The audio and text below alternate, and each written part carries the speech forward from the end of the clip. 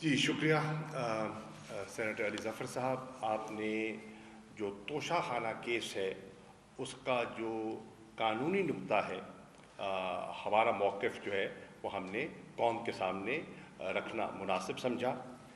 دیکھیے، election commission of Pakistan ایک آئینی ادارہ ہے، اور آئین کی اور پاکستانی قوم کی اس ادارے سے کچھ توقعات ہیں۔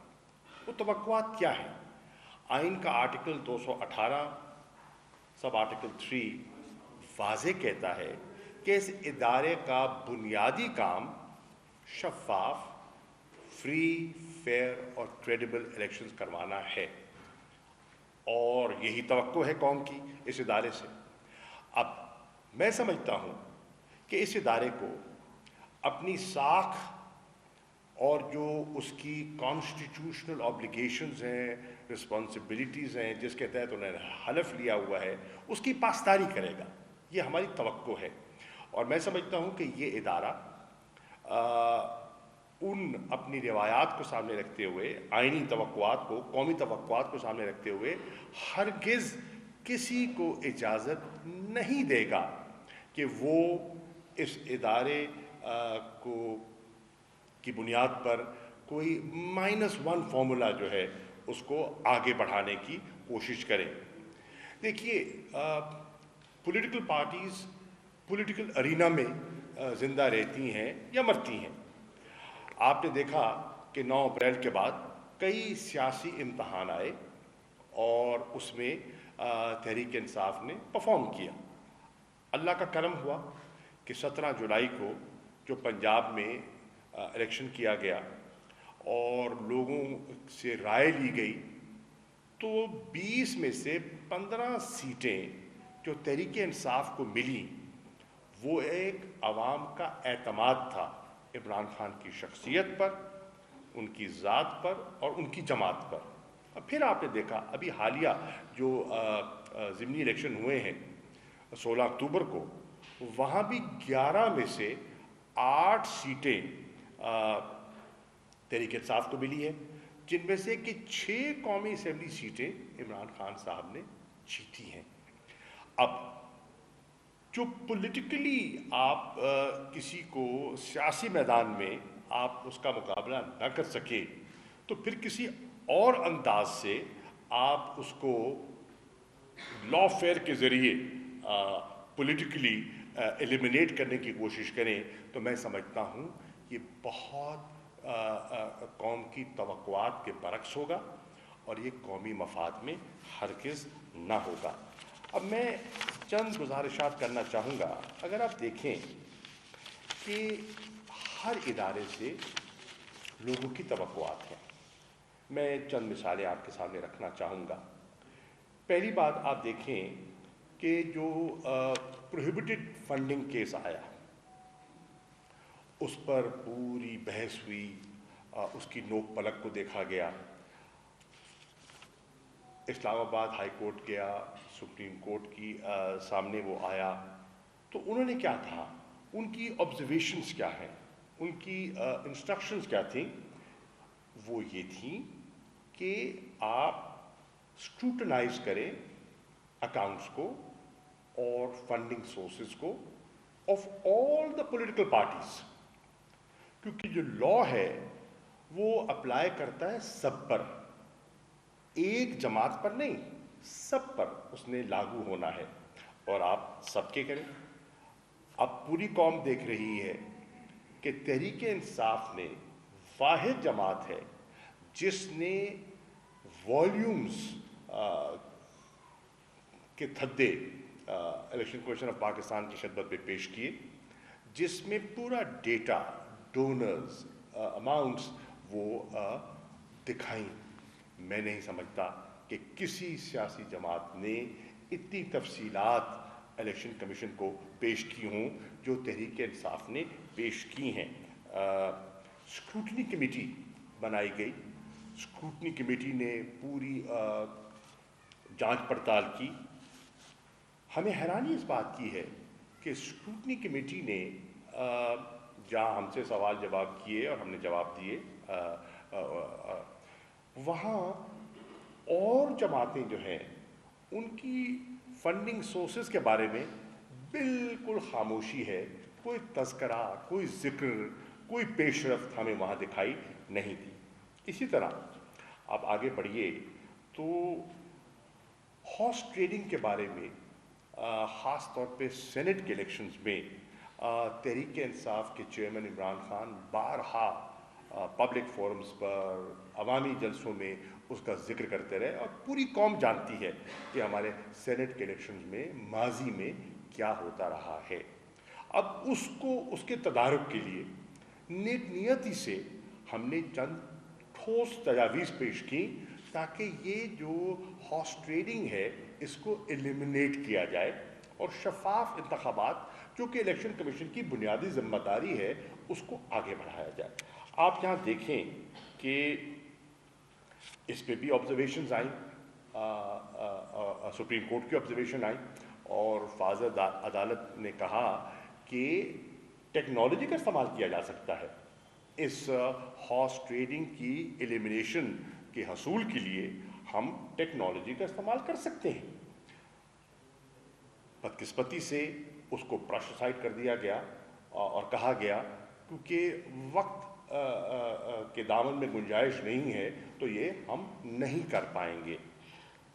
فوٹیج، ٹیلی ویژن فوٹیج پوری قوم جانتی ہے، پیش کی گئی، جس میں دکھایا گیا کہ ایک کینڈیڈیٹ ہیں، ان کے صاحبزادے باقاعدہ خرید و فروخت کر رہے ہیں، طریقہ بتا رہے ہیں کہ ووٹ کیسے ڈالنا ہے، کیسے نشانی لگانی ہے، کیا کچھ کرنا ہے، پوری فوٹیج ہے اور پوری قوم نے دیکھی، ٹیلی ویژن پہ آئی۔ نوٹس نہ لیا گیا۔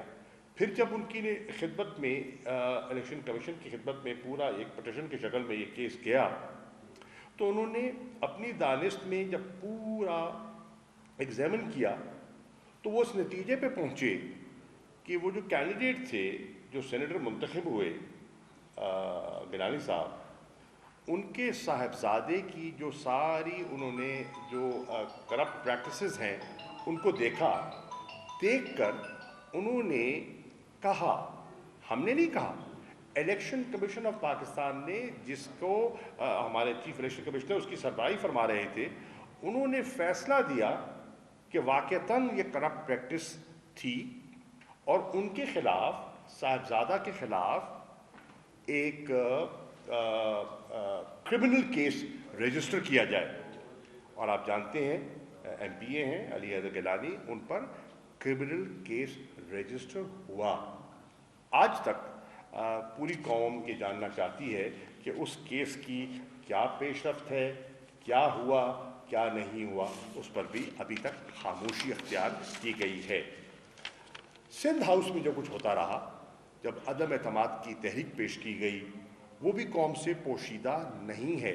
کس طرح لوگوں کو وہاں جمع کیا گیا، کس طرح لوگوں کی وفاداریاں خریدنے کی ایک برملا کوشش کی گئی، وہ بھی آپ کے سامنے ہے، اور وہ سارا سندھ ہاؤس ساگا بھی آپ کے سامنے ہے۔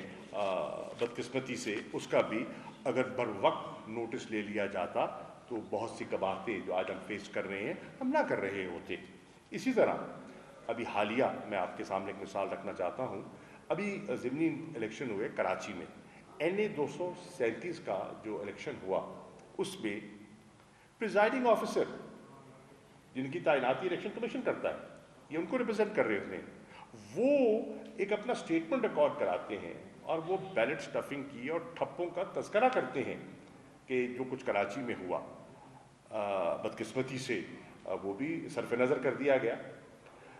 پوری قوم نے دیکھا، ٹیلی ویژن نے رپورٹ کیا، میڈیا چینل نے رپورٹ کیا، ہمارے جو کراچی کے صدر ہیں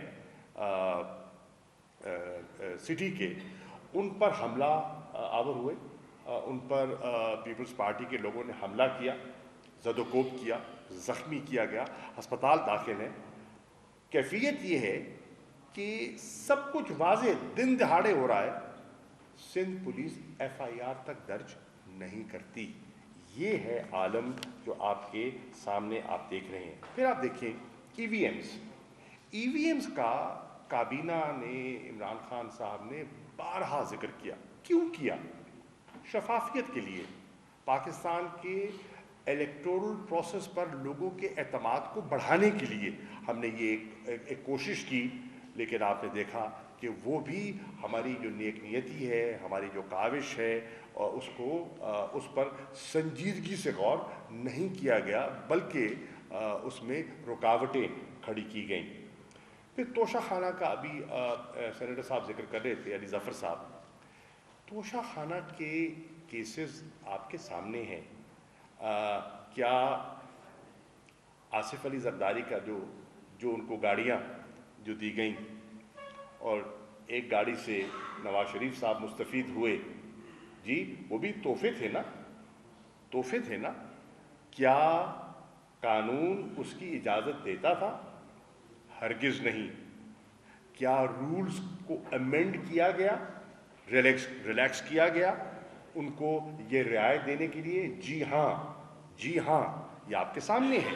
اور وہاں ایک معیار جو ہے وہ ہمیں بالکل ایک برعکس ہمیں دکھائی دے رہا ہے۔ یہ ہے ایک پس منظر جو ہم سمجھتے تھے اس کا ایک سیاسی اور اس کا قانونی پہلو ہم قوم کے سامنے رکھیں۔ فیصلہ کیا آتا ہے؟ تو پارٹی کی جو لیڈرشپ ہے اس کا کیا اسٹیٹس ہوگا سر؟ کیونکہ عمران خان صاحب کو خدا نخواستہ اگر نااہل کر دیا جاتا ہے تو کیا پارٹی نے اس حوالے سے کوئی پیش بندی کی ہوئی؟ دیکھیے، جیسے کہ علی ظفر صاحب نے آپ کے سامنے ایک مفصل بیان دیا ہے اور قانونی نقطوں کو سامنے رکھ کے دیا ہے، واضح طور پر ان کی رائے میں بحیثیت ایک قانونی ماہر کے وہ ایسا نہیں کر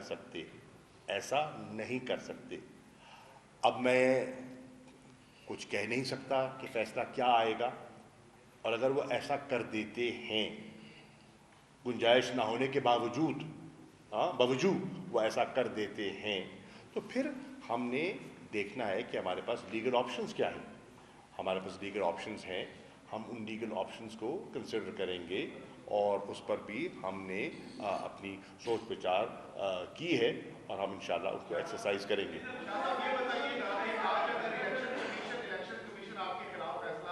جاری کر دیتا ہے تو اس کے بعد آپ لوگوں کی کیا اسٹریٹجی ہوگی؟ کیونکہ گرافک آڈیو سامنے آئی پرویز خٹک صاحب کی، جس میں وہ ہدایت دے رہے کارکنان کو، تو کیا آج ہی لانگ مارچ کا اعلان کر سکتے ہیں آپ لوگ آج اگر فیصلہ آپ کے خلاف آتا ہے الیکشن کمیشن پہ؟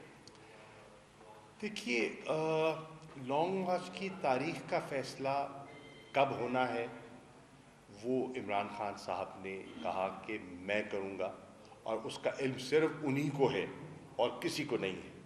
سچی بات ہے، اور کسی کو نہیں ہے۔ ہاں، انہوں نے اس کی تیاری کے لیے کہا ہے، انہوں نے کارکنان کو کہا ہے، تنظیم کو کہا ہے کہ وہ اپنی منصوبہ بندی اور تیاری کریں، کیونکہ ایک پرامن پروٹیسٹ ان کا بنیادی حق ہے۔ اور یہ جو تاثر گورنمنٹ دینے کی کوشش کر رہی ہے نا کہ یہاں کوئی چڑھائی ہونے والی ہے اور یہاں خدا نخواستہ کچھ جتھے آ رہے ہیں، ایسی کوئی بات نہیں ہے۔ یہ لوگوں کے ذہنوں کو پوائزن کرنے کی ایک کوشش ہے۔ ہمارے جتنے احتجاج ہوئے ہیں، ماضی کا ریکارڈ آپ کے سامنے ہے، پرامن رہے ہیں۔ ہم نے 126 دن یہاں دھرنا دیا، لیکن ایک گملہ نہیں ٹوٹا، کسی بلڈنگ کا شیشہ تک نہیں ٹوٹا۔ جی 25 مئی کے واقعات لوگوں نے نہیں دیکھے جب ہم یہاں آئے تھے، اور 25 مئی پہ جب ان کی حکومت تھی، جو آج اسلام آباد کے حاکم ہیں، اور جو ان کا رویہ تھا وہ بھی لوگوں نے دیکھا۔ تو لوگ بالکل سمجھتے ہیں کہ ہمارا پولیٹیکل رائٹ ہے، ہم اس پولیٹیکل رائٹ کو ایکسرسائز کریں گے۔ ہمارے پاس جو پولیٹیکل اور لیگل آپشنز ہیں، ہم ان کو ایکسرسائز کریں گے۔ ایک کر لینا بات، ون ایٹ اے ٹائم، بھائی جان ایک بار ان کا ہاتھ کھڑا، خاتون نے ہاتھ کھڑا کر دیا، ان کا بات کر لیجیے۔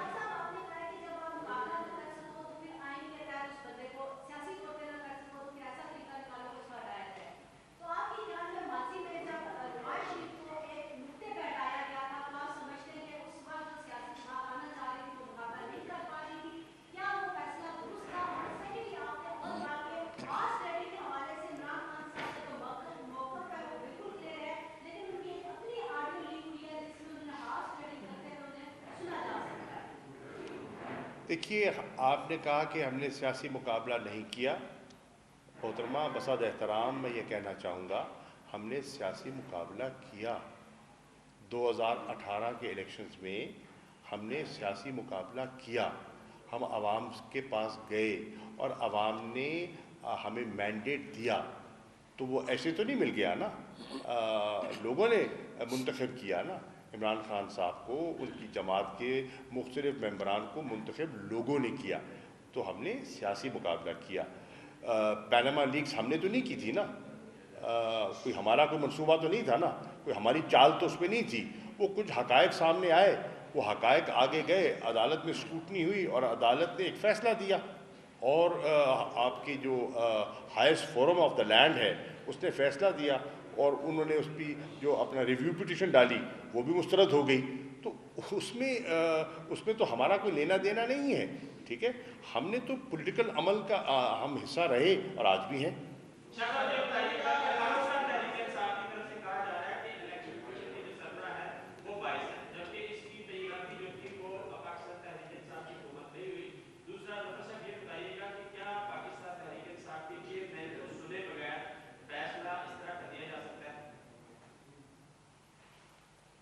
जी, जहाँ तक तो फैसले का ताल्लुक़ है, मैंने पहले बताया कि फ़ैसला सुने बगैर नहीं किया जा सकता।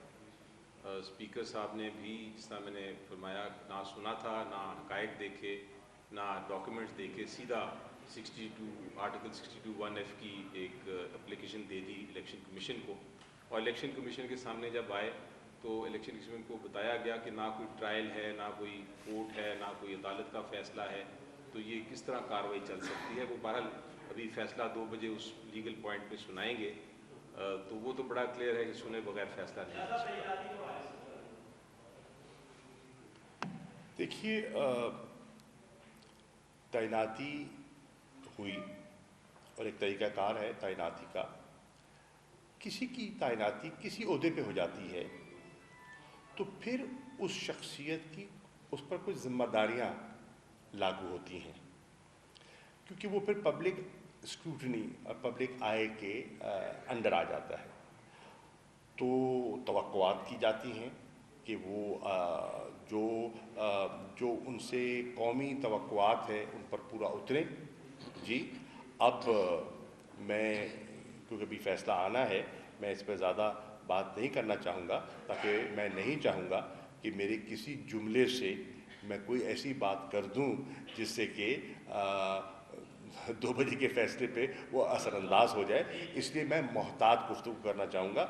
लेकिन तवक्कुआत जो एक इदारे की हैं, एक इदारे को जो आइन ने जो ज़िम्मेदारी दे रखी है जी, और उससे जो कौम की एक्सपेक्टेशंस हैं, जो उन्हें हलफ लिया है, उसकी पासदारी कैसे की जाती है और कैसे करनी चाहिए, और एक लोगों का अगर तासुर किसी के बारे में उभरता है तो वो तासुर क्यों उभरता है, इसके बारे में गौर व फिक्र किया जा सकता है।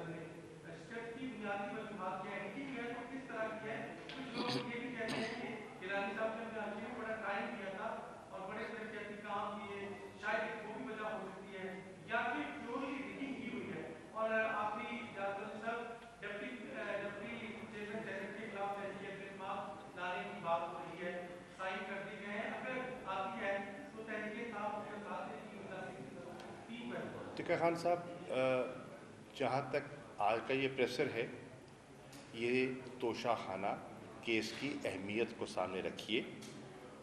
ये एक बहुत अहम फ़ैसला आज सुनाया जाएगा, तो आज का प्रेशर हम उस तनाजुर में कर रहे हैं और हम उस पर फोकस रहेंगे। इंशाल्लाह बहुत मौके मिलेंगे, आप सवालात भी कर सकते हैं और हम आपके जवाब देने के पाबंद भी हैं और देंगे, लेकिन आज हमारा फोकस तोशा खाना केस पर है।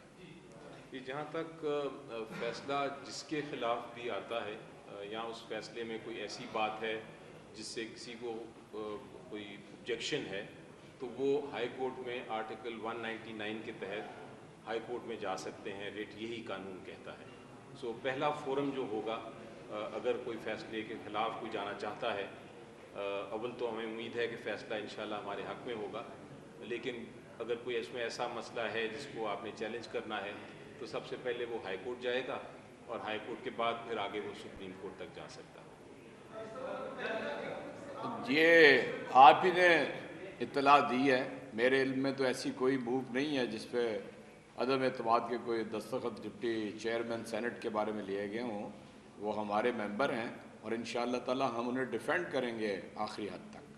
شاہ صاحب، آپ نے جو ان کا فارم فنڈنگ کیس میں اور اس کے بعد پھر توشہ خانہ کیس میں جب ہر کام پی ٹی آئی نے لیگل کیا ہے تو پھر آپ کو اس چیز سے ڈر کیوں لگتا ہے کہ آپ کو یہ لگتا ہے کہ الیکشن کمیشن جانبداری کا مظاہرہ کر رہا ہے؟ دیکھیے، ڈر نہیں ہے، ڈر نہیں لگ رہا. قوم کو آگاہ کرنا، قوم کو اپنا نقطہ نظر پیش کرنا ہر سیاسی جماعت کا یہ فرض ہے. کیونکہ آپ جانتے ہیں کہ سرکاری جو پروپیگنڈا مشین ہے وہ چیزوں کو ڈسٹارٹ بھی کرتی ہے، وہ لوگوں کو ایک غلط تاثر بھی دینے کی کوشش کرتی ہے. ٹھیک، تو اس کی وضاحت کرنا تاکہ لوگوں کے ذہنوں میں ابہام نہ رہے ہمارا فرض تھا اور ہم نے وہ فرض پورا کیا.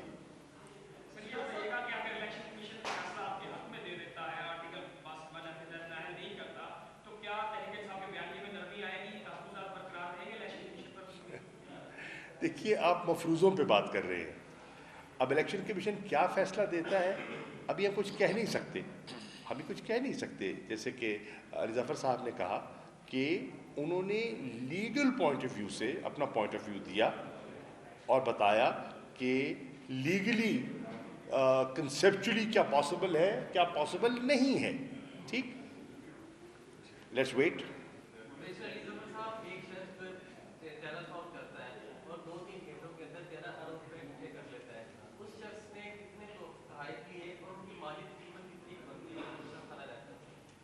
لیکن جی جو ایلیگیشن جو الزامات لگائے گئے تھے، ایک سال میں کوئی 17 لاکھ کے تھے، 17,620 روپے ایک سال کی، اتنے تحائف کی قیمت تھی.